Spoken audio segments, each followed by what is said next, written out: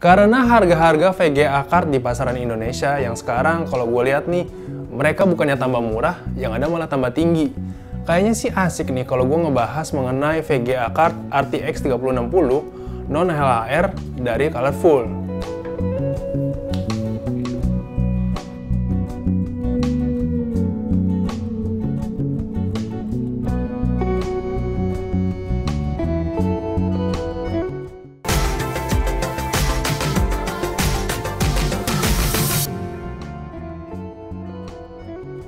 Halo Sobat Motobi dan Gadget, kembali lagi bersama gua Bre, dan sekedar informasi nih, Nvidia itu bikin teknologi baru untuk VGA card besutannya, yaitu dengan adanya penamaan LHR atau Light Hash Rate dan juga non-LHR. Sekarang kita bahas mengenai si LHR dulu, Light Hash Rate, yang artinya nih performa dari si VGA card yang punya label LHR ini akan mengalami penurunan performa kalau kita cuma pakai untuk kegiatan mining crypto. Ya harusnya sih kalau kita gunain buat gaming atau rendering sih nggak mengalami penurunan performa ya, harusnya ya. Tapi menurut beberapa sumber atau forum, label LHR ini juga mempengaruhi gaming dan rendering. Sedangkan kalau yang satunya lagi yaitu non-LHR atau Full Hash Rate ini, itu adalah VGA card yang dibuat sebelum Mei 2021 dengan full performa di mining, gaming maupun rendering. Nah, kalau Sobat Motobi dan Gadget pengen ngecek nih VGA card kalian itu yang Light Hash Rate atau Full Hash Rate, gak usah bingung. Kalian tinggal download yang namanya GPU-Z ya. Nanti di situ bakal kelihatan dengan jelas jenis dan detailnya. Oke, kalau gitu tanpa berlama-lama langsung aja deh kita uji nih si VGA RTX 3060 yang non-LHR ini. Karena di video selanjutnya nanti gue bakal compare VGA card ini dengan yang LHR. Oke, kita mulai dari test bench sintetis dulu ya. Di sini kita pakai PESmark 3D dan GPU Mark. Dari tabel berikut di sini kalian bisa lihat skor performa untuk 3D Mark 4K dengan DirectX 12, mendapatkan skor di angka 81,44 fps. Ya, masih sangat bagus tentunya, berada di atas 60 fps untuk resolusi 4K. Lalu, masih di 3D Mark dengan DirectX 11, resolusi 4K, VGA card ini mendapatkan skor yang sangat baik nih, yaitu di angka 129,59 fps. Selanjutnya, 3D Mark dengan DirectX 10, resolusi 4K.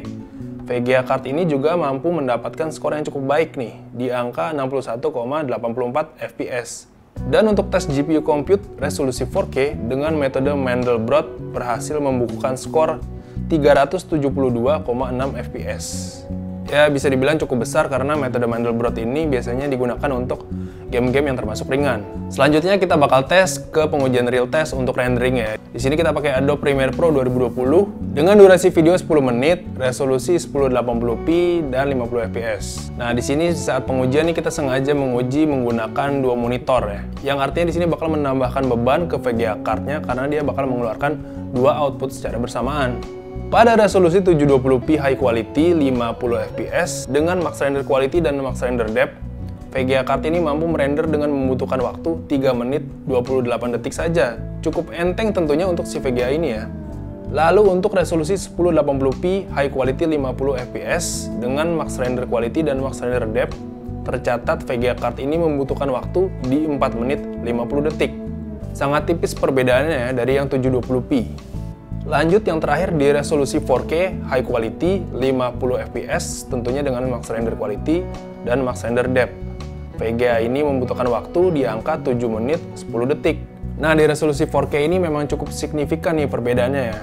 Selanjutnya kita tes ke gaming nih. Pada tes gaming ini kita pakai resolusi 1080p dan 4K karena 720p itu menurut kami udah jarang lah ya digunakan. Apalagi mengingat untuk sekelas si RTX 3060 ini. Kalau gitu langsung aja kita simak tabel berikut. Yang pertama gue pengen tes game Shadow of Tomb Raider nih. Preset highest. Di sini kita pakai resolusi 1080p. Average-nya di sini kita dapat 110 fps dengan peak 127 fps. Kemudian kita pakai preset high di sini, resolusi 4K. Average-nya di sini 45 fps dengan peak 52 fps. Ya, jadi menurut kami masih cukup wajar ya, karena game Shadow of Tomb Raider ini kan bukan game ringan ya. Jadi walaupun di resolusi 4K dia tidak melewati 60 fps, tapi menurut kami performanya udah cukup wajar. Lanjut ke game kedua nih, masih dengan genre adventure, game Primal Far Cry. Pertama kita ke preset highest dulu, resolusi 1080p, kita mendapatkan average fps-nya itu 105 dan peak-nya 116 fps. Oke banget nih. Kemudian di preset high, resolusi 4K, average-nya itu dapat 49 fps dengan peak 52 fps. Ya, bisa dibilang baik juga, seperti tadi game Shadow of Tomb Raider ya. Karena walaupun dia tidak dapat 60 fps, cuman untuk resolusi 4K di sini terbilang baik. Kemudian kita tes game ketiga nih, Devil May Cry 5 Vergil ya. Masih game AAA.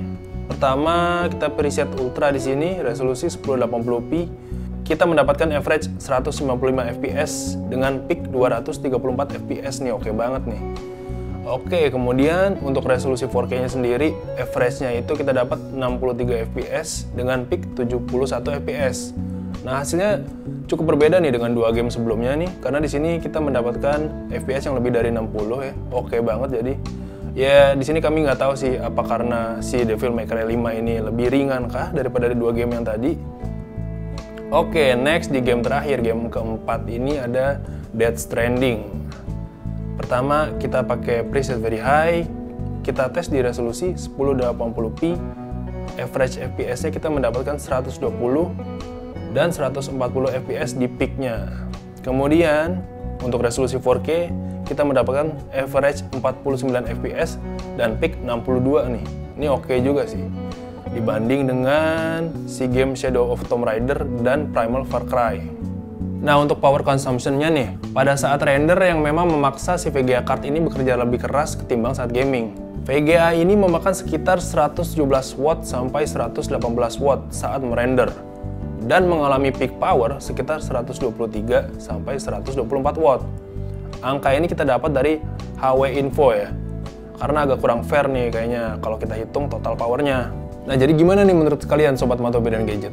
Apakah si VGA card yang seharga 13-15 juta ini layak dibeli? Atau mending pilih laptop? Atau CPU dengan integrated graphic jadi pilihan? Silahkan aja kalian komen di bawah. Nah, buat Sobat Matobe dan Gadget yang bertanya-tanya nih, apakah label light hash rate di VGA card itu bakal berpengaruh juga untuk gaming dan rendering? Kalau gitu kita kasih sedikit gambarannya nih.